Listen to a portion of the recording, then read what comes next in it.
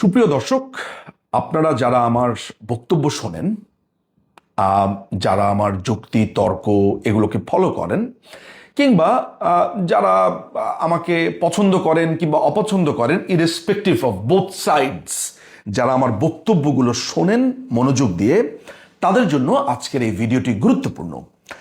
আপনারা হয়তোবা জেনে থাকবেন, প্রায় মাস দেড়েক দুয়েক আগে বা তারও আগে একটি ট্রেড এগ্রিমেন্ট বা একটা নন ডিসক্লোজার এগ্রিমেন্টের কথা আমরা বারবার বলেছি, যেটি এই দখলদার বাহিনী আমেরিকার সাথে সম্পাদিত করেছে। অর্থাৎ এই ইউনুসের বাহিনী, আপনি জানেন যে সাম্প্রতিক সময় যখন ট্রাম্প ক্ষমতায় এলো তখন সে তার ট্যারিফ বৃদ্ধি করেছে, ট্যাক্স বৃদ্ধি করেছে বাংলাদেশ যে পণ্য রপ্তানি করে সেগুলোর উপরে। সারা পৃথিবীর উপরেই বিভিন্ন রকম বিভিন্ন সংখ্যায় এই ট্যাক্স বৃদ্ধি করেছে, বাংলাদেশের ক্ষেত্রেও সেটি বৃদ্ধি করা হয়েছে।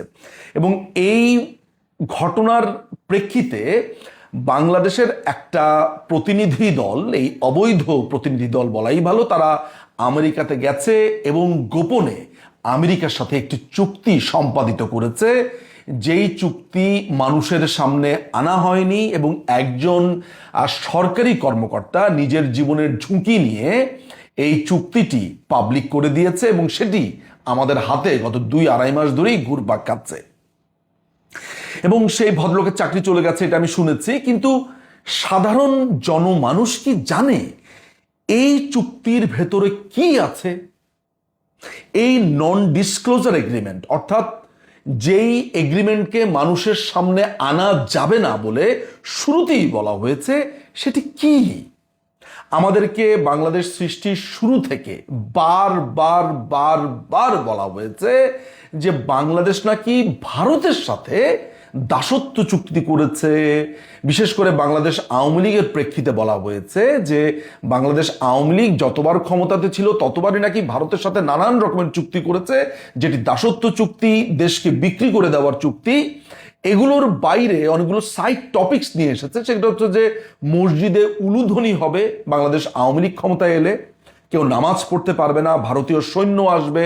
এবং সাম্প্রতিক সময়ে আপনার বর্তমানে যে এই অবৈধ দখলদার বাহিনীর আইন উপদেষ্টা মোহাম্মদ নজরুল ইসলাম ওরফে আসিফ নজরুল বলেছে বাংলাদেশ নাকি 26 লক্ষ অবৈধ ভারতীয় ওয়ার্কাররা আছে বা বৈধ, হোয়াট এভার ইট ইজ, 26 লক্ষ কর্মচারী আছে যারা বাংলাদেশ থেকে সমস্ত টাকা পাচার করে ভারতে নিয়ে যাচ্ছে। মজার ব্যাপার হচ্ছে এই যে বাংলাদেশ বিক্রি হয়ে যাচ্ছে ভারতের কাছে, বাংলাদেশ শেষ হয়ে যাচ্ছে, দাসত্ব চুক্তির কথা বলা হয়েছে, আজকে 1 বছর হয়ে গেল সুবর্ণ সুযোগ পাওয়ার পরেও, যেখানে কথায় কথায় বলা হচ্ছে ঢাকা না দিল্লি, ঢাকা না দিল্লি, এখনো পর্যন্ত প্রিয় দর্শক আপনি কি লক্ষ্য করেছেন যে ভারতের সাথে কোন চুক্তিটা হয়েছে যেটি দাসত্ব চুক্তি, বাংলাদেশের মানুষের জন্য স্বার্থের সংঘাত তৈরি করেছে বা স্বার্থ বিরোধী, সেগুলো দেখাতে পারেনি। কিন্তু এরই ফাঁকে আমেরিকা ট্যাক্স ট্যারিফ বৃদ্ধি করবার পর এই চুক্তিটি করেছে। আপনি এই চুক্তি সম্পর্কে আজকে যেই সার সংক্ষেপ আমার কাছ থেকে জানলে আপনি চমকে যাবেন এবং প্রথমেই বলবেন আমি মনে হয় চাপা মারছি, মিথ্যে কথা বলছি। আমি নিশ্চিত আপনি নিজের ভেতরে আলোচনাতে বলবেন নিঝুম মজুমদার যে এই যে আমাদেরকে তথ্যটা দিল, এটা হতেই পারে না, এটা কিভাবে সম্ভব? আমি আসছি সে কথাতে। এখানে অনেকগুলো বিষয়ে আমেরিকার সাথে চুক্তি হয়েছে এবং চুক্তিটা এত ভয়ঙ্কর যে আমেরিকা জাস্ট এইভাবে একটা ছড়ি ধরে বাংলাদেশের উপর ঘুরিয়েছে, তুই এইটা করবি, তুই এটা করতে হবে, তোকে এইটা মানতে হবে, না মানলে তুই শেষ। পুরো চুক্তি জুড়ে এই কথা। আপনি বাংলাদেশের কোনো মানুষকে কোনো সংবাদ সম্মেলন, কোনো মিছিল, মার্চ, কোনো টিভি টক শোতে এই চুক্তি নিয়ে তীব্র ভাষাতে কথা বলতে কি দেখেছেন? আমি আপনাকে খুবই বিনয়ের সাথে প্রশ্ন করব যে আপনি নিজেও কি বলেছেন, নাকি আপনি জানেনই না? আমার কথা হচ্ছে যারা জানে বা এই অবৈধ সরকার, তারা এই চুক্তিটা কেন করলো, আমরা এই চুক্তি সম্পর্কে জানবো। আজকে এই চুক্তির সার সংক্ষেপ আপনাদেরকে জানাবো এবং কথা দিচ্ছি এই চুক্তির একটা ডিটেইল এক্সপ্লেনেশন নিয়ে আরেকটি ভিডিও করব, বাট এই ভিডিওর পরে। মেডিকেল ডিভাইস নিয়ে এই চুক্তিতে বলা আছে বাংলাদেশে আমেরিকার যেই আপনার রেগুলেশন আছে, food and drug administration, FDA, অর্থাৎ আমেরিকাতে যেই পদ্ধতিতে একটি মেডিকেল ডিভাইসকে লাইসেন্স দেওয়া হয় সেটি সেফ কিনা, ঠিক কিনা, এই কথাটা আমেরিকাতে বলা হয়। বাংলাদেশের অথরিটি সেই মেডিকেল ডিভাইস বাংলাদেশে কোনো ধরনের টেস্ট ছাড়া, কোনো ধরনের নতুন রেস্ট্রিকশন বা কন্ডিশন বা কোনো ধরনের ট্যাক্স, ট্যারিফ কিচ্ছু ছাড়া বাংলাদেশে সেটিকে আনতে দেবে। বাংলাদেশের অথরিটি এটি নিয়ে কোনো প্রশ্ন করতে পারবে না। মাথায় রাখবেন, বাংলাদেশের কিন্তু ঔষধ শিল্প একটা দারুণ একটা বুমিং একটা সেক্টর। আমরা ঔষধ রপ্তানি করি, আমাদের মেডিকেল ডিভাইস আমরা বলা যায় যে অন্য দেশ থেকেও কিন্তু আমরা অনেক কম দামে আনি, অনেক স্বল্প মূল্যে আমরা আনতে পারি, আমাদের ডিলস আছে বিভিন্ন দেশের সাথে। এই চুক্তির ফলে আমেরিকা এমন কন্ডিশন দিয়েছে যে আমেরিকা থেকে আসা কোনো মেডিকেল ডিভাইসের ব্যাপারে বাংলাদেশের অথরিটি কোনো রেস্ট্রিকশন, কোনো পরীক্ষা নিরীক্ষা কিচ্ছু দিতে পারবে না। সংক্ষেপে বলেছি, ডিটেল এক্সপ্লেনেশন আছে। ফার্মাসিউটিক্যালস, আমেরিকাতে যেই ফার্মাসিউটিক্যালস দ্রব্যাদি বা পণ্যাদি তাদের সার্টিফিকেট অনুযায়ী সঠিক, আমেরিকা বলে দিচ্ছে বাংলাদেশেও ওই একই সার্টিফিকেট, অর্থাৎ আমেরিকাতে যা ঠিক সেটি বাংলাদেশ অথরিটি আর কোনো প্রশ্ন করবে না, না, না। বাংলাদেশকে সেটা মেনে নিতে হবে। বাংলাদেশের ঔষধের বাজার, ফার্মাসিউটিক্যালসের বাজার, মেডিকেল ডিভাইসের বাজার বা বাংলাদেশ অন্য দেশ থেকে যদি সস্তায় সেটা আনতে পারত, এইটা কমপ্লিটলি একটা রিস্কের বা ঝুঁকির মধ্যে আমাদেরকে ফেলে দিয়েছে। এখন আপনি প্রশ্ন করবেন যে বাংলাদেশের অথরিটি কেন কোনো প্রশ্ন করতে পারবে না?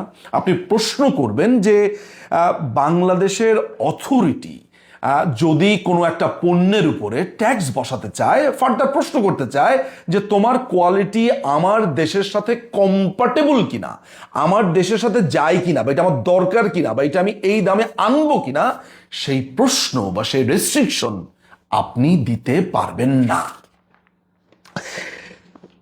এরপরে রয়েছে মোটর ভেহিকেল পার্টস। ওই একই ব্যাপার, আমেরিকাতে একটা গাড়ির যে যন্ত্রাংশ কিংবা একই সাথে আছে রিম্যানুফ্যাকচার্ড গুডস এবং এগ্রিকালচার, এই তিনটার জায়গাতেই একই রকম। অর্থাৎ আমেরিকা যদি একটি মোটর যন্ত্রাংশের ব্যাপারে কোনো সার্টিফিকেট দেয় তাদের দেশে, বাংলাদেশ সেটিকে নতুন করে টেস্ট করতে পারবে না। বাংলাদেশ নতুন করে সেটি নিয়ে কোনো ধরনের এম্বার্গো, কোনো ধরনের ট্যাক্স বা কোনো ধরনের স্ট্যান্ডার্ড এটা সেট করতে পারবে না। আমি জানি না আমার কথাগুলো খুব কঠিন হয়ে যাচ্ছে কিনা। অর্থাৎ বারবারই বলছি, আমেরিকাতে যেই পদ্ধতিতে চলবে একই পদ্ধতি বাংলাদেশে যে চলবে বা ওই একই কোয়ালিটির যে বাংলাদেশে চলতে পারে, এটি নয়। কিন্তু বাংলাদেশ একটি সার্বভৌম রাষ্ট্র, তার নিজস্ব স্ট্যান্ডার্ড আছে, তার নিজস্ব নিয়ম আছে, নীতি আছে। হ্যাঁ, আমরা দরিদ্র দেশ, গরিব দেশ, আমাদের অর্থের স্বল্পতা আছে, আমাদের ম্যান পাওয়ারের স্কিল নিয়ে প্রবলেম আছে, আমাদের অনেক কিছুতেই অনেক প্রবলেম আছে, কিন্তু আমরা সবশেষে একটা সার্বভৌম দেশ। আমি আমার দেশে একটা পণ্য আনবো অন্য দেশ থেকে এক্সপোর্ট করে, সেই দেশের সার্টিফিকেট আমাকে মেনে নিতে হবে। একই কাজ যদি এমন হতো যে ইন্ডিয়ার সার্টিফিকেটে যা আছে, ইন্ডিয়ার পণ্য বাংলাদেশে আর কোনো টেস্ট করা যাবে না, এই ধরনের কোনো চুক্তি যদি হতো ফার্মাসিউটিক্যালের ক্ষেত্রে, এগ্রিকালচারের ক্ষেত্রে, আপনার মেডিকেল ডিভাইসের ক্ষেত্রে বা মোটর ভেহিকেলের ক্ষেত্রে, হ্যাঁ আপনি মেনে নিতেন, আপনি কোনো কিচ্ছু আওয়াজ করতেন না। কিন্তু এই ক্ষেত্রে আপনি চুপ কেন? আপনি ভারতের ব্যাপারে এমন উচ্চকিত, স্বাভাবিক, আপনার যদি কোনো স্বার্থের বাইরে ভারত কিছু করে আমার সাথে, 100 বার না কয়েক কোটি বার আমি প্রতিবাদ করব। আমার দেশের ঊর্ধ্বে তো ভারত না। তাহলে আমার দেশের ঊর্ধ্বে যদি ভারত না হয়, আমার দেশের ঊর্ধ্বে আমেরিকা কেন? আপনি আমাকে বলেন, শুধু ভারত কেন, মঙ্গোলিয়া, কানাডা, পাকিস্তান, চীন, জাপান, রাশিয়া, কেউ আমার দেশের ঊর্ধ্বে না। আমার দেশের আইন মানতে হবে, সে যেই হোক না কেন। তাহলে আপনি ভারতের ব্যাপারে এমন ঘৃণা বর্ষণ করেন, এই আমেরিকা যে এই চুক্তিটা করলো সেটার ব্যাপারে আপনি ঘৃণা বর্ষণ করেন না কেন? এইখানে বলা হচ্ছে ডেইরি প্রোডাক্টের কথা, এটা খুবই ভয়ঙ্কর ব্যাপার। বলা হয়েছে Bangladesh dairy safety system not adopt or maintain a facility registration requirement. আমরা এদের পণ্যের কোনো যে নতুন করে রেজিস্টার করতে হবে, রেজিস্ট্রেশন করতে হবে, নতুন করে কোনো ধরনের নিয়ম নীতি দিতে হবে। যেমন ওরা বলছে allow imports of US dairy product of bovine, ovine and caprine. এইটার একটা সহজ মানে আমি আপনাকে বলতে পারি যে ক্যাটল জাতীয় যেসব প্রাণীগুলো আছে তাদের মাংস আপনি আমদানি করতে পারবেন, প্রসেসড মিট আপনি আমদানি করতে পারবেন, কিন্তু কোনো প্রশ্ন আপনি করতে পারবেন না। এখন আপনি জানেন পশ্চিমা দেশের থেকেই বেশিরভাগ সময় সোয়াইন ফ্লু, বিভিন্ন ধরনের ফ্লু এগুলো ছড়ায়।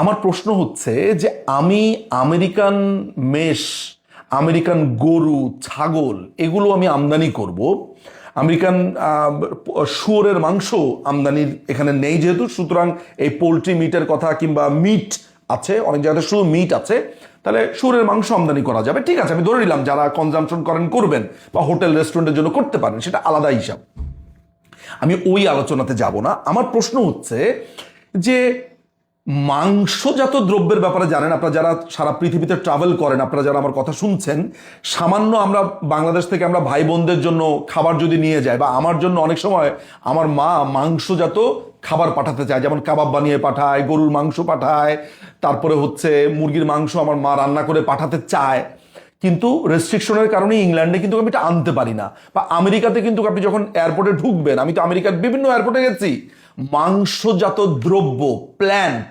এগ্রিকালচারাল কোনো প্রোডাক্ট আপনি আনতে পারবেন না। আর এই আইনে, এই যে চুক্তিটাতে পরিষ্কার করে বলা হয়েছে বাংলাদেশে ইচ্ছে মতো তারা এক্সপোর্ট করতে পারবে, আমি কোনো রকমের নো বলতে পারবো না। ওদের যে আইনে ওদের দেশে এই পশু জবাই এবং ওদের দেশে এটা প্রক্রিয়াজাত হয়, Bangladesh shall adopt same rule, অর্থাৎ বাংলাদেশ ওই একই আইন মেনে নেবে। প্রতিবাদ করেছেন।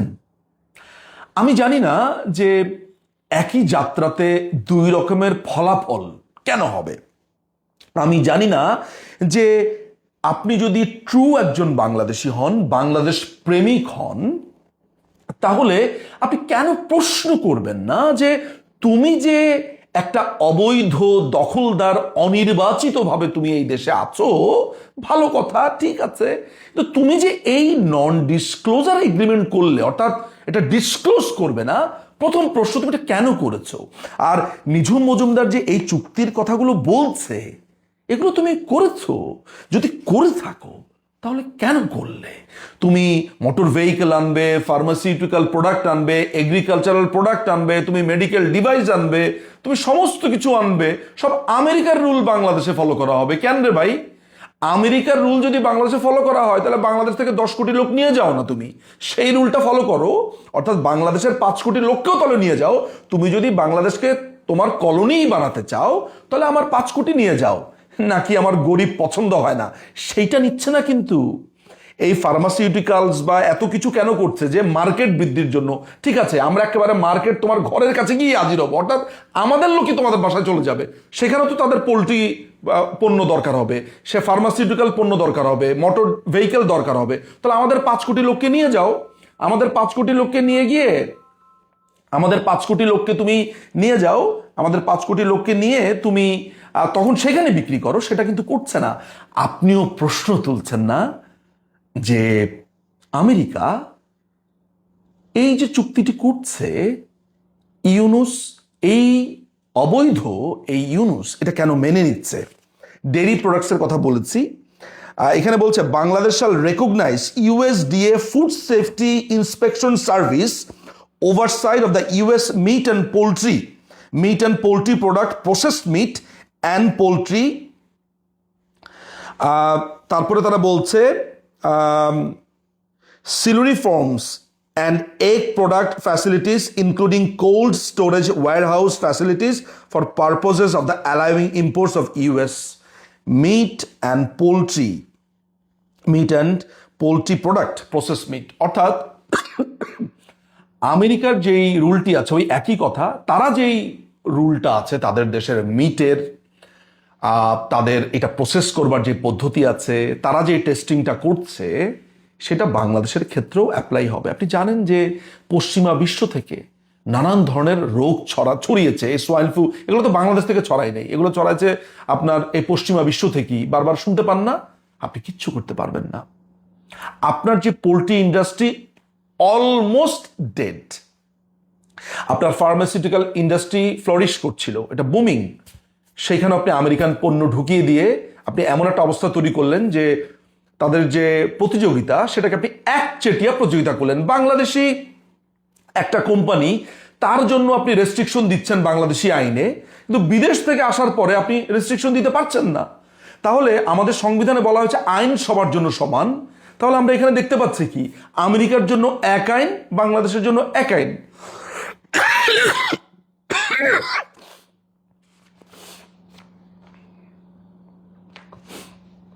Bangladesh shall accept US meat and poultry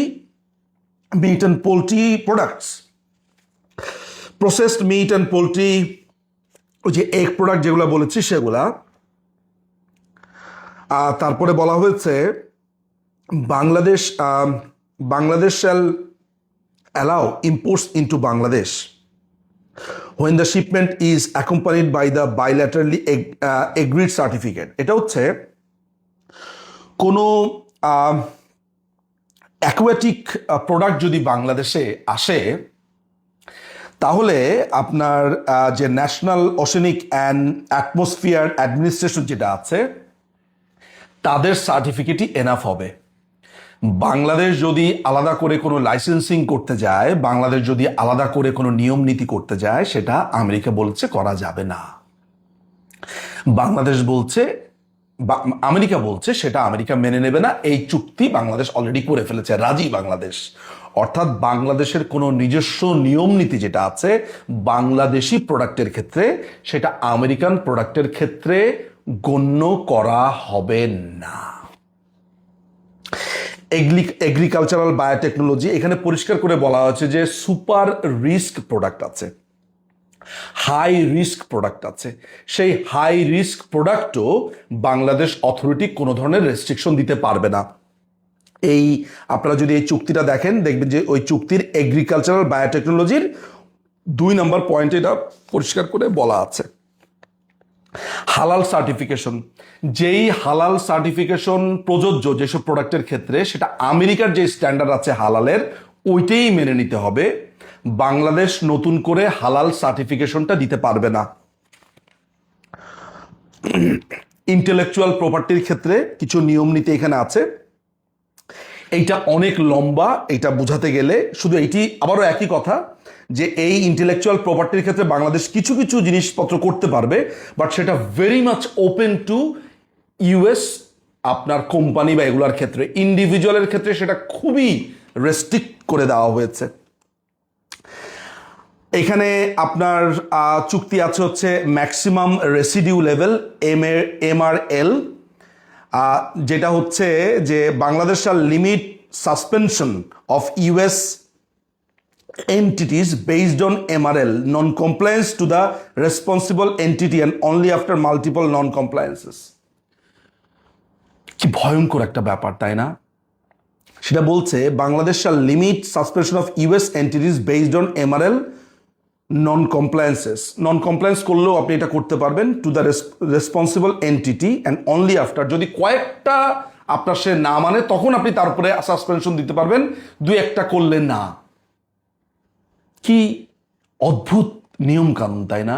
যে আমেরিকা থেকে প্রোডাক্ট আসবে, আমেরিকা থেকে কোম্পানি ব্যবসা করবে, সেই ব্যবসা প্রতিষ্ঠান কিভাবে চলবে, কি পদ্ধতিতে চলবে, সেটা আমেরিকার নিজস্ব ফেডারেল আইন বা আমেরিকার আইন নির্ধারণ করে দিবে। আপনি বাংলাদেশি বা বাংলাদেশি অথরিটি সেটাকে কন্ট্রোল করতে পারবেন না।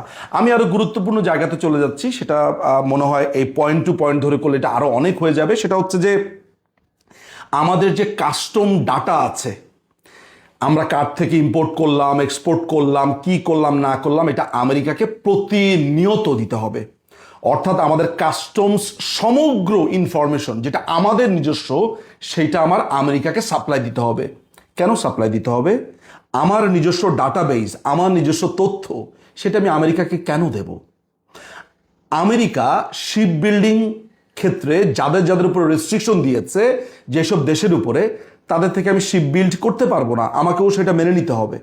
এবং সেই কারণেই আমেরিকা চায়নার থেকে জাহাজ কিনে আমার কাছে বিক্রি করছে চড়া দামে, আর আমি ডাইরেক্ট চায়না থেকে কিনলে অ্যাটলিস্ট আরো হাফ দামে কিনতে পারতাম। আপনারা কয়দিন আগে দেখেছেন প্রায় 700 কোটি টাকা এক্সট্রা দিয়ে জাহাজ ক্রয় করেছে বাংলাদেশ বা চুক্তি করেছে, যেটা চায়না থেকে কিনলে 700-750 কোটি টাকার নিচে আমরা কিনতে পারতাম, মানে কমে কিনতে পারতাম। আমরা চায়না থেকে কোনো টেকনোলজিক্যাল দ্রব্য আমদানি করতে পারবো না, আমরা চায়না থেকে কোনো ধরনের কমিউনিকেশন দ্রব্যাদি আমদানি করতে পারবো না। লজিংক নামে একটি প্রোডাক্টের কথা স্পেসিফিক্যালি বলে দিয়েছে। আমেরিকা নির্ধারণ করছে আমি কি আমদানি করতে পারবো, কি আমদানি করতে পারবো না। আমাকে বলে দেওয়া হয়েছে Bangladesh shall remove mandatory reinsurance act. আপনি জানেন যে বাংলাদেশে এলে সাধারণ বীমার কাছে ইন্স্যুরেন্স করতে হয়। যে কোনো যারা এখানে ব্যবসা করতে আসে তাদের ব্যাপারে অনেক নিয়ম নীতি থাকে। খুব সম্ভবত সাধারণ বীমা কর্পোরেশনের সাথে তাদের বীমা করতে হয়, ইন্স্যুরেন্স করতে হয়। এই নিয়ম উঠিয়ে দেওয়া হয়েছে। অর্থাৎ আমাদের সাধারণ বীমা কর্পোরেশন আমাদের দেশীয় কোম্পানির ক্ষেত্রে যে রুলটা অ্যাপ্লাই করতে পারে, সেই রুলটা আমেরিকার ক্ষেত্রে তারা অ্যাপ্লাই করতে পারবে না।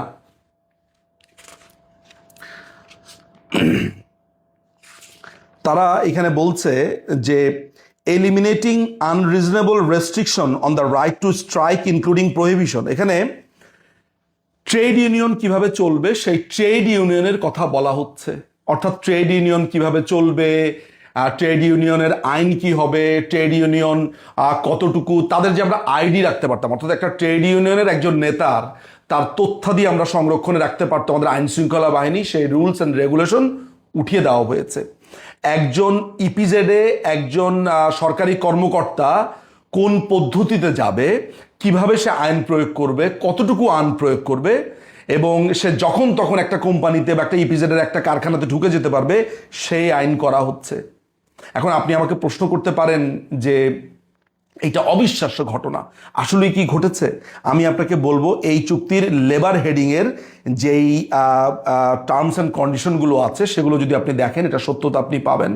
কি সত্যতা পেয়েছেন? সত্যতা পেয়েছেন যে একটা লেবার ইউনিয়ন কিভাবে চলবে, একটা লেবার আপনার একটা আইন প্রয়োগকারী সংস্থা কিভাবে আইন প্রণয়ন করবে, সেইটার রীতিমতো একটা খসড়া এই চুক্তির ভেতরে করে দেওয়া হচ্ছে।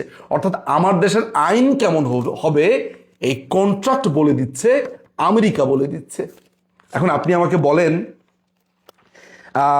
আপনি জাস্ট আমাকে একটা প্রশ্ন উত্তর দেন, আমি শেষ করব, প্রায় 23 মিনিট হয়ে গেছে। আমি আপনাকে একটা প্রশ্ন করব যে এই একই চুক্তি যদি আমার ভারতের সাথে হতো, আমি অন্য দেশের কথা বাদ দিলাম, যেহেতু অ্যালার্জিটা কথায় কথায় বলা হচ্ছে, মানে এখন মূল শত্রু তো দিল্লি, ভারত, একটু কি বলা হচ্ছে, একই চুক্তি যদি আমার ভারতের সাথে হতো আপনি কি করতেন?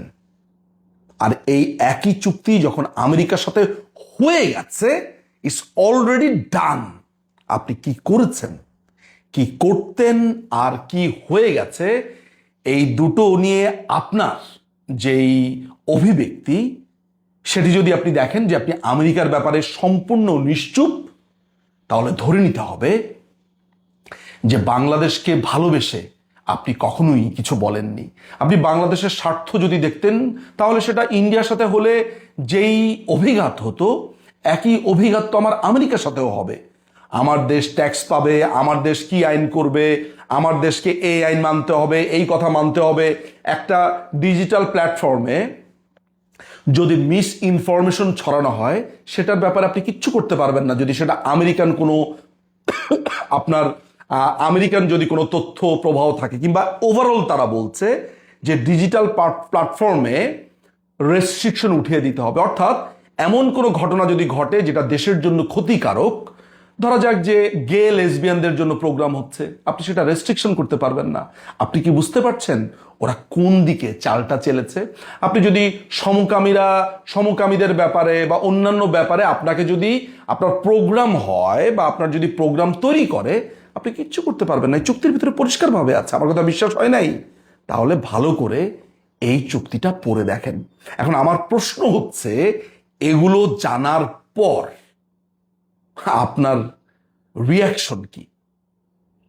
আপনি ভারত দেশ নিয়ে গেছে এই কথাটা বলতে বলতে লিটারেলি আমেরিকার কাছে দেশ বিক্রি করে দিয়েছে, কিন্তু আমেরিকা আবার আমার লোক নিচ্ছে না। আপনি কি প্রতিবাদ করবেন? আপনি কি বলবেন? বা নিজে একবার পড়ে দেখবেন ঘটনা সত্য কিনা? যাচাই করুন, পড়ুন এবং উচ্চকিত হন। আমেরিকার কাছে, সাম্রাজ্যবাদীদের কাছে এই ইউনুস, এই আমেরিকার পাপেট দেশ বিক্রি করে দিয়েছে। বানিয়ে বলিনি একটা চুল, একটা শব্দ, একটা ওয়ার্ড আমি বানিয়ে বলিনি, এই চুক্তি পড়ে বলেছি। অনেক ধন্যবাদ।